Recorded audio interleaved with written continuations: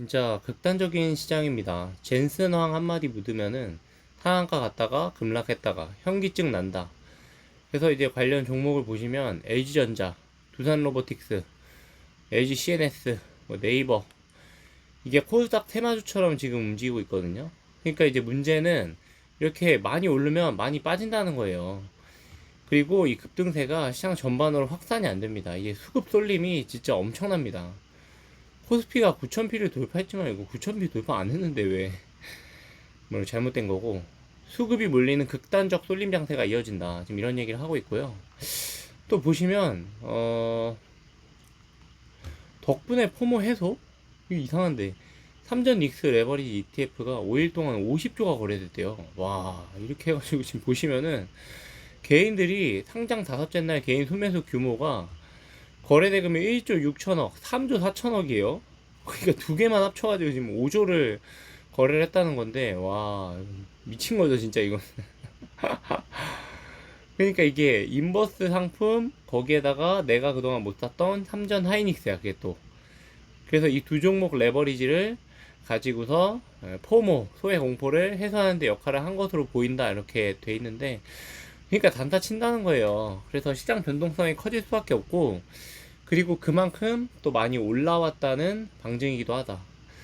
진짜 많이 올라왔잖아요. 오늘 8,800입니다. 근데 문제는 뭐냐? 진짜 문제. 진짜 문제는 다 오르지 않는다는 거예요. 그러니까 이제 보시면은 삼성전자가 오늘도 3.3% 올랐거든요. 하이닉스만 봐도 0.13% 빠졌습니다. 그 좋다던 삼성전기 9%가 빠져버리고, 야, 현대차 2.8%, 뭐 두산 로보틱스 아까 말씀드렸으니까 LG이노텍 18% 빠지고, CNS 5%. 그러니까 이제 뭐 5%, 7% 빠지는 거 우스워. 삼성 SD에서 한 17% 빠져야지 이제 아 빠졌나 보다, 약간 이런 느낌이야.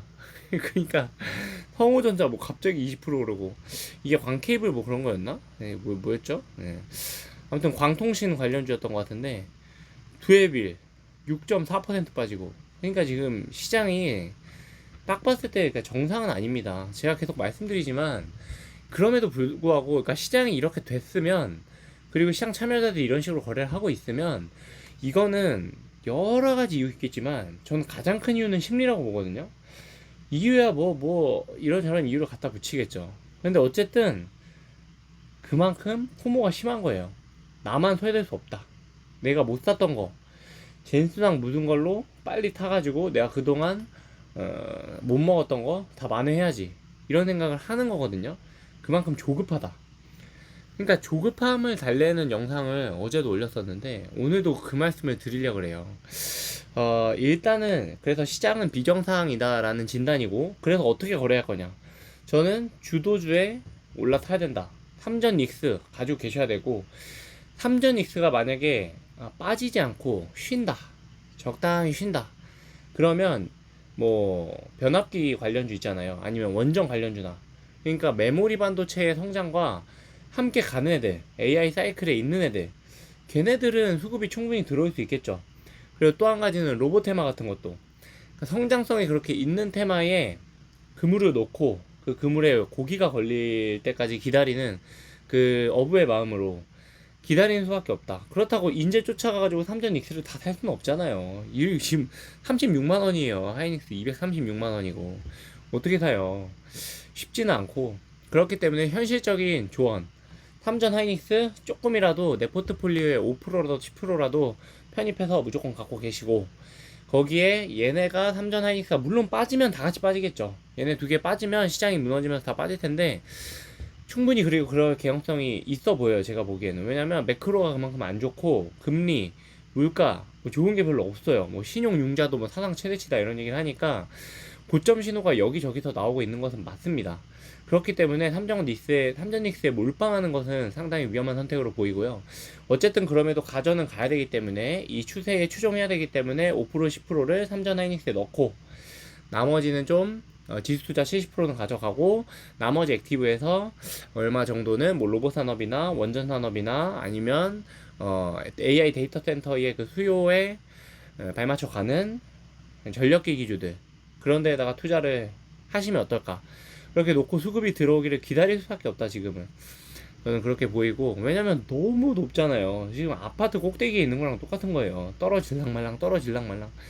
이러다 쏟아지면, 쏟아지기 시작하면 매도가 매도를 낳는다고. 이제 그때 되면은 진짜 너도 나도 팔고 막 진짜 4천 막 이렇게 떨어질 수도 있어요. 그렇게 떨어져도 전 이상하지 않을 것 같은데. 아무튼 그럼에도 불구하고 그걸 예상은 하시되 대응하시면서 매매를 하자고 말씀드렸었죠.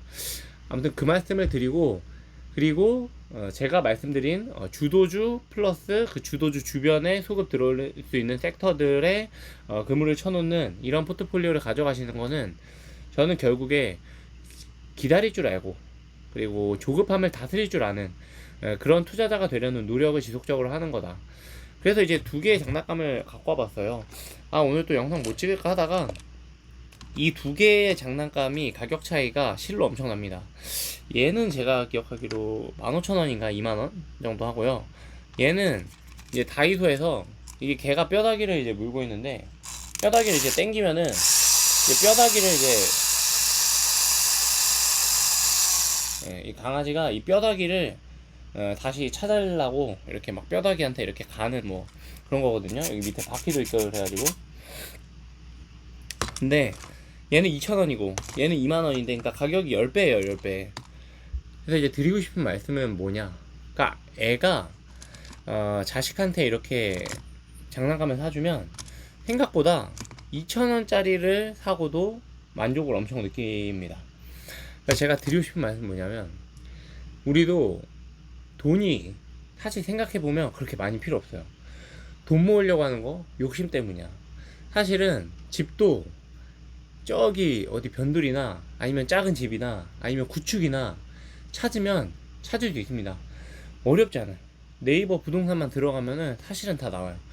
그럼에도 불구하고 그래도 중간 이상 되는 집, 그래도 막 진짜 너무 이상한 아이나 혹은 사람들이 살지 않는 동네로 가고 싶은 그런 욕심, 사실은 들여다보면 다 비슷한데, 그리고 좀 더 내 친구들이, 내 아이가 만나는 내 아이의 친구들이 좀 더 괜찮은 애들이었으면 좋겠고, 내가 1층으로 내려갔을 때 좀 분수도 있고 나무도 있고 꽃도 있고 이런 예쁜 단지 안에 살고 싶은, 사실 그런 마음 때문에 저희가 계속 돈을 벌려고 하는 건데, 조금만 내려놓고 보면은 돈이 그렇게 많이 필요하지가 않습니다.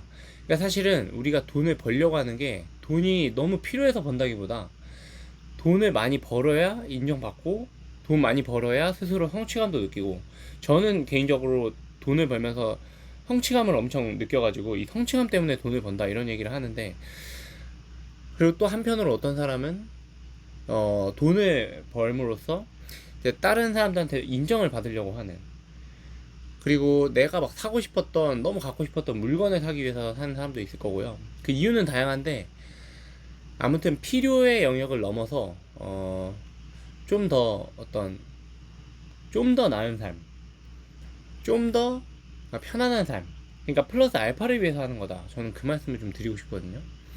그러니까 욕심을 사실 내려놓는 것도 돈을 버는 방법 중에 하나다.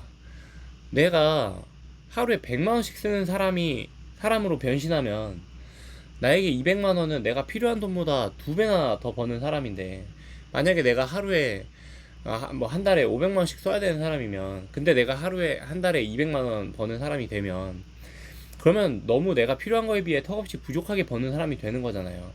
그런 의미에서 욕심을 좀 다스리고 내 소비를 좀 현실적으로 필요한 것만 소비하는 그런 삶으로 나를 바꾸자. 우리는 모두 다 그런 사람이었다. 왜냐면 아이의 소비를 보니까 걔는 그냥 단순한 게 다 필요 없어. 땡겨가지고 막 이렇게 소리 나고 막 작동 잘 되고 뭔가 시선을 끄는, 아니면 크기가 그냥 겁나 크던지 아니면 색깔이 핑크색으로 이쁘던지. 그러니까 사실은 자기가 원하는 것을 사실 순수하게 가장 잘 알고 있는 거 아닐까? 저는 그런 생각을 좀 해본 거예요. 사실 사람이 타인의 욕망을 욕망한다고 얼마나 자기가 불필요한 것들을 우리가 원하는 경우가 많아요. 그러니까 저만 해도 사실 이거 노트북 이게 6년째 쓰고 있는데, 유튜브 이거 하면서 노트북을 너무 바꾸고 싶었는데, 지금도 사실 바꾸고 싶은데 잘 되긴 되거든요, 솔직히. 근데 이게 사실은 해상도 같은 게 좋지가 않아요. 이제 영상 보시면 알겠지만. 그러니까 괜히 바꾸고 싶은 거거든. 그리고 마이크도 필요 없어요, 사실. 뭐 얼마나 그 음질 뭐 차이 난다고. 뭐 물론 귀가 예민하신 분들은, 이렇게 감각이 있으신 분들은 차이를 느끼시겠지만, 처음에는 뭐 사가지고 이거 와이프가 뭐 그런 걸 사냐 해가지고 해서 마이크 갖다 놓으니까 또 쓰면 좋긴 좋아요. 좋긴 좋은데 사실 막 이렇게 저한테 막 아주 필요한 물건은 아니거든요. 그러니까 그런 관점에서 여러 가지 생각이 듭니다. 뭐 두서없이 말하고 있는데 좀 양해를 해주시고, 이런 진솔한 생각이 저는 뭐 사람들이 좀 더 듣고 싶어 하는 것 같기도 하고, 뭐 이렇게 준비된 내용보다는 그냥 육아하면서 느낀 점들을 얘기하는 건데, 그래서 아무튼 이 두 개의 장난감을 소비하는 우리 아이의 그 모습을 보면서 저도 많이 반성도 하게 되고, 그래서 저는 아이한테 항상 하는 것 중에 하나가, 야 너가, 우리 딸아, 이름 말 못하니까, 딸아 너가 원하는 거 사려면은 이 가게를 전부 다 돌아보고 가장 마음에 드는 거를 골라라, 그렇게 하거든요. 그러면 이제 어떤 일이 일어나냐면, 일단 아이니까 들어가자마자 제일 눈에 띄고 큼지막하고 반짝반짝거리고 그런 걸 골라요. 그러면 일단 그걸 카트에 담아. 그 다음에 너가 이게 제일 마음에 드는 게 아닐 수도 있으니까 다 둘러보고, 그 다음에 혹시 더 마음에 드는 거 있으면 바꿔 담자. 그러면 얘가 한 5번, 6번, 진짜 많이 바꿔 담을 때는 10번도 바꿔 담거든요. 그 과정에서 저는 뭐가 일어나는 것 같냐면, 이게 무슨 뭘로 증명되고 이런 건 전혀 아니지만, 제 느낌에는 계속 이제 비교질을 하면서, 그러니까 나쁘게 말하면 비교질인데, 자기가 진짜 원하는 물건을 고르거든요. 그러니까 내가 내 맘에 쏙 드는 게 뭘까를 고민하게 되는 과정이 그 안에 하나 들어가는 것 같고, 그 다음 두 번째는 하나만 골라야 되잖아요. 굉장한 절제가 필요해요. 그러니까 이제 어른 같은 경우는 사실은 다이소 들어가면 이거 2,000원인데 사고 싶은 거 다 살 수 있잖아요. 그럼에도 불구하고 어른들은 내가 미래의 소비를 위해 가지고 현재의 소비를 절제하고 억제하는 거잖아요. 아이는 그게 지금 없잖아요. 그러니까 보는 것만 다 사달라고 그러는데, 얘가 진짜 여러 번 비교해가면서 이게 내 맘에 드는지 이게 내 맘에 드는지 들어보고 작동시켜보고 또 옆에 둘러보고 친구들은 뭐 사는지도 보고 이러면서 가장 내가 사고 싶은 것 하나만 남기는 연습을 해요. 그러니까 굉장히 좋은 소비 습관 아닐까요? 그러니까 어른도 참 이게 욕심이 무한한데, 내가 살 수 있는 거, 쓸 수 있는 건 제한도 있으니까 그런 연습을 사실 어른들도 굉장히 해야 돼요. 그래서 저만 해도 진짜 웬만하게, 그러니까 이제 다이소 같은 데 가면 사실은 다이소가 싸서 쓰는 것도 있지만 품질이 괜찮거든요. 그래서 저는 필요한 물품의 대부분을 최근에 다이소에서 사기 시작했어요. 그러니까 다이소가 그렇게 저렴하고 특히 품질까지 좋은지 몰랐는데, 그러니까 품질이 좋다는 게 가격 대비, 그러니까 뭐 한 1, 2년 정도는 크게 망가지지 않고, 그리고 막 너무 고급진 수준이 아닌 상태에서 그러니까 부담 없이 쓰기 좋은, 망가져도 부담이 없어요. 저렴하니까 언제든지 가서 사도 되고, 그런 게 진짜 내가 필요한 물건 아닐까 뭐 이런 생각도 들고. 그래서 먼 길을 돌아왔는데 다시 이 소비에서의 어떤 절제, 통제, 이런 거를 다시 대입해서 갖고 와보면, 우리는 투자에서도 그런 태도를 가질 필요가 없다. 야 사실 인생 역전 하려고 하는 그 마인드, 욕심, 그런 게 문제인 거야. 우리는 우리 속도대로 천천히 가면 돼. 우리 잘하고 있어. 너 포트폴리오 봐. 섹터별로 분산 잘 돼 있어. 지수 투자, 액티브 투자 잘 나눠져 있어. 국가별로 한국, 미국 잘 나눠져 있고, 또 성장 산업에 장기 투자하고 있고, 내동매매 안 하고, 기준도 확실하고, 어디서 살 건지 어디 매도할 건지, 그리고 투자 대가들이 하는 말 계속해서 읽어보면서 마인드 컨트롤하고, 주식 공부하는 책 읽고, 그렇게 하고 있으면, 그러다 보면 시간은 흐르고 시장은 우상향하고 우리는 어제 올린 그 복리의 마법을 또 맛보게 된다. 저는 그 말씀을 좀 드리고 싶어요. 그래서 이게 포모가 안 올래야 안 할 수가 없는 장이라서 여러분 힘드시겠지만 푸른파파와 함께 잘 이겨내셨으면 좋겠습니다. 두 번째 포모 치료 영상이 된 것 같긴 한데요. 어쨌든 저는 아이에게 배우는 주식 투자의 태도, 뭐 이런 이 정도로 영상 제목을 만들면 어떨까 혼자 생각을 해봅니다. 소음파파 영상 보시고 건전한 건강한 투자 마인드 많이 키우시고, 사실은 저보다 세고 센 분들이 유튜브에 엄청 많고 도서관에 가면 더 많겠지만 소음파파 영상도 많이 이뻐해 주시고 영상 구독, 좋아요 눌러주시고 댓글 남겨주시면 좋겠습니다. 오늘 영상 여기까지 하겠습니다. 우리 모두 부자 됩시다. 파이팅!